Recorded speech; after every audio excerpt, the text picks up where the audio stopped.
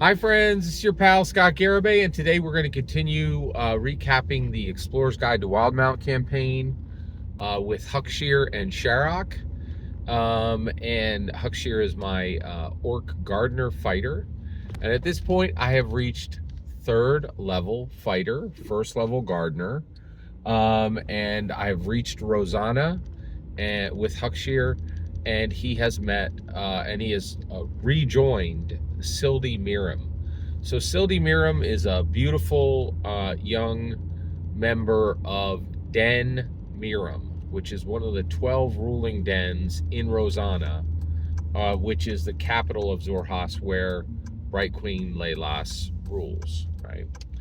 So he reunited with Sildy in the Coronas, which is this poor. It's the area of around Rosanna that has poor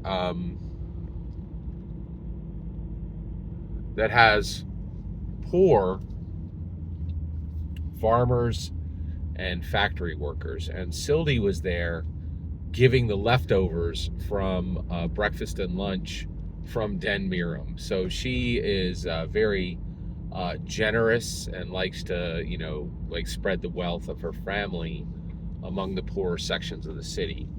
So Sildy encounters Huckshire, and they're old play cousins. So her mother Yolna Miram and Sildy would visit the Broken Vale Marshes, and Yolna was good friends with Foxloff, who is Huckshire's adoptive mother, right?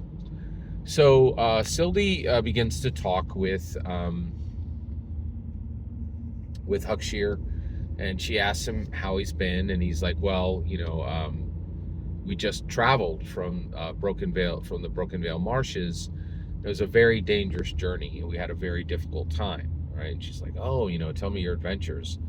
And Huckshire says, well, actually, one of the reasons why we came here was to learn about the city, and we have things we need to learn. So I'd love to hear what your experience has been like in the city lately. And Yolna says, well, of course, the Kryn dynasty's war with Dwandalia is everything, right? And it's very difficult. My mother's under a lot of pressure. Now, Rosanna, we don't really see any of the fighting. The fighting's all on the western edges of the city, western edges of Xhorhas, excuse me. And the fighting really doesn't reach Rosanna. But, thank goodness your father is still, giving commands for the armies and doing strategy for Leylas Kryn, or we'd be a lot worse off than we are. And it's great to see that he's getting even better at what he does. And Huckshire says, what? And she's like, well, I was just saying thank you for the service your father does, for providing strategy. I know he moved all the way out to Broken Vale Marshes, but his commands are still sent out every time he provides them. And Huckshire says, my father's retired. He's a Bloodrose gardener. He doesn't give any commands to any armies. And Sildy laughs, and she's like, commands come in every week, right? And they're executed to the letter, right? And he's like, what? And so then Sharrock, actually, for the first time, because he realizes that Huckshire is stunned, and he doesn't really understand what Sildy has said. So Huckshire actually says, hey, can you tell me about the braids on your jacket, right? And Sildy is like kind of surprised, and one of the reasons why is she thought that this nomadic outlander was probably a servant of Huckshire. Now she has many servants, so she just and she's kind of surprised that this servant would be so bold to speak directly to her, right? And so she's like, oh, well, these are braids of Den Miram, and these are specially created, and the patterns tell some of the history of Den Miram, right? And of course, we are Luxon Drow, but we were on the front lines to free our people from Loth Drow. And so some of these braids are actually telling the story of how the Luxon Drow defeated Loth Drow. And we still, to this day, there are traders in the city, and our family is particularly good at finding out betrayers, right? Like the Drows that still worship Loth, right? And so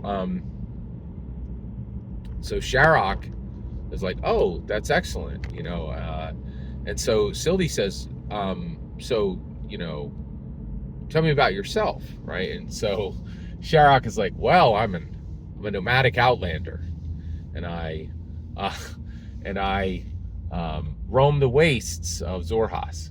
And Sildie says, that's a lie, right? And he's like, what?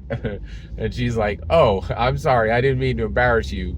Perhaps there's a and she says, like I said, we're very good at trying to find, my family is very good at finding people who are hiding something. But she says, I'm sorry, I didn't mean to insult you. I'm extremely happy to see Huckshire again, and I didn't mean to call you out, right? And so Sharrock just becomes quiet, and Huckshire immediately turns in, and he has an epiphany, and he says, wait a second, and he realizes, and he begins to kind of talk out loud, and he says, so the orders come in weekly, right?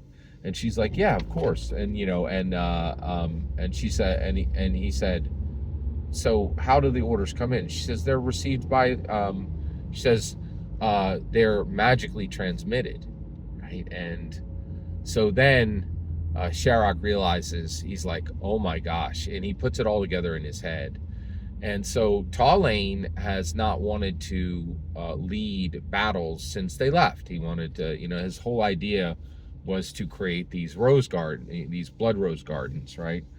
To supply to grow blood roses in the Broken Vale, and then supply them to all of Xhorhas.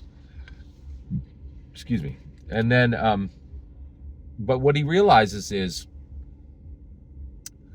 for years, Foxloff has been playing this war game with Taulayne, and she said, I'm glad, she went with Taulayne and left the courts, right? And he remembers some of the conversations they've had, and Taulayne, and so his adoptive mother convinced his adoptive father to play these war games, right, which they play on this large table each week. He realizes every week Foxloff would always set up the table. They would come, they would drink some wine and just have a nice evening. And Taulayne really never enjoyed these very much, but he almost never says no to Foxloff. And Foxloff is like, I just want to remember the days when you were a rough and tumble soldier, right? And so he laughs and he just plays, right? And he realizes that what Foxloff has been doing for over a decade is each week she sets up actual, Dwendalian and Xhorhasian fronts, and is by proxy playing these matches out and then sending